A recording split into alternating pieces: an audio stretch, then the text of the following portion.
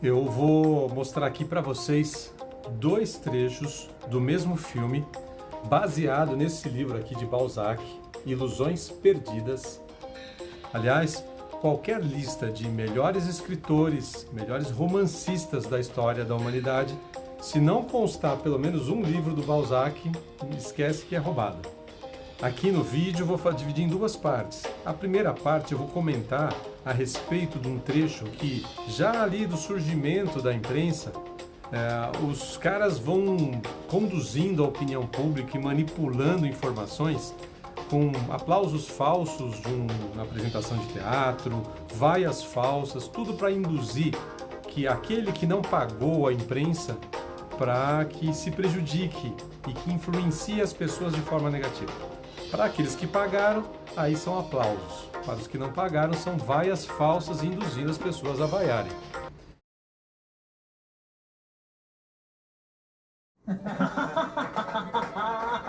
Afogados pelo número de livros que recebiam, os redatores tiveram a ideia de apresentá-los a um macaco que escolhia as obras que deviam comentar.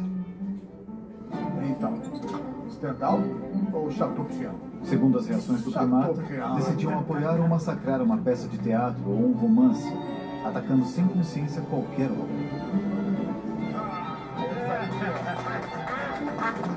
De todas as maneiras, tudo se acertava com alguém pagando.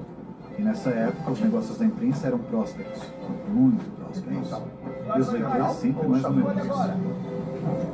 Para atender a crescente demanda de notícias diárias, engenheiros alemães tinham implementado a primeira impressora rotativa. Desde então, podia-se imprimir 20 vezes mais páginas por hora.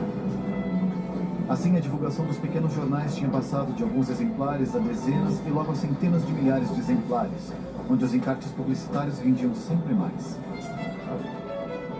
Se criavam escritórios de publicidade por toda parte para ajudar os comerciantes e indústrias a achar uma boa imagem e um bom chamariz para vender ao leitor produtos que geralmente não precisavam. Sengali também tinha que evoluir de estratégia. Para aumentar seus lucros, ele tinha inventado uma máquina estranha que batizou de máquina de glória. Girando uma alavanca, se acionavam pequenas latas de madeira escondidas embaixo dos assentos que imitavam o barulho dos aplausos. Ele pensava que, ouvindo o barulho dos falsos aplausos, o público acompanhasse o movimento e começasse mecanicamente a aplaudir. Que invenção, hein?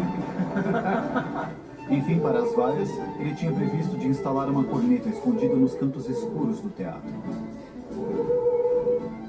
Finalmente, ele esqueceu essas máquinas e continuou trabalhando manualmente, como um bom artesão, mantendo um verdadeiro contato com o público e, claro, com os artistas.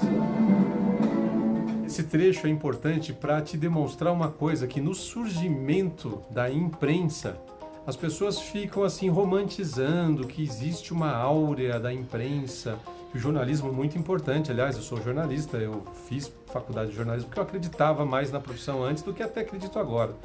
Mas existem bons jornalistas, infelizmente, 90-95% de imprestáveis. E no surgimento da imprensa, quem banca aquele início da prensa de Gutenberg, aquelas coisas todas, é a classe alta.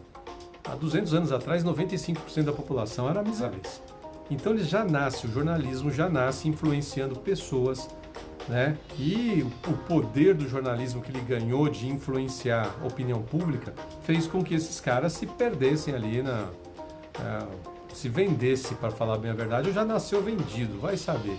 Existem bons jornalistas, é importante que se ressalte isso, mas uma parte do jornalismo viveu boa parte da sua história, quase 100% da sua história, vendendo informações, vendendo ideias, vendendo no bom sentido e no mau sentido, fazendo com que as pessoas se deixassem influenciar por opiniões de gente que muitas vezes ou muito desqualificada ou simplesmente mau caráter, ou os dois.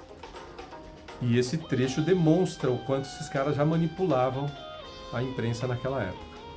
Então, tanto as ideologias já nascem na mão dos corruptos, bandidos, vagabundos, assim como a imprensa também já nasce na mão de uma super elite, que de repente no começo até era bem intencionada, mas muito rapidamente entendeu o poder que tinha nas mãos e um poder aí de destruir famílias, destruir nomes, reputações, derrubar reis, mudar governos.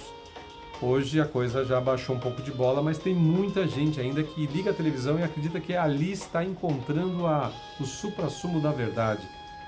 Quando no muito tem uma versão ali interessante às vezes de uma coisa e às vezes uma versão totalmente mentirosa, fantasiosa, porque esteve sempre na mão de uma oligarquia, de uma super elite que quer sobreviver ali às custas alheias, do sofrimento alheio.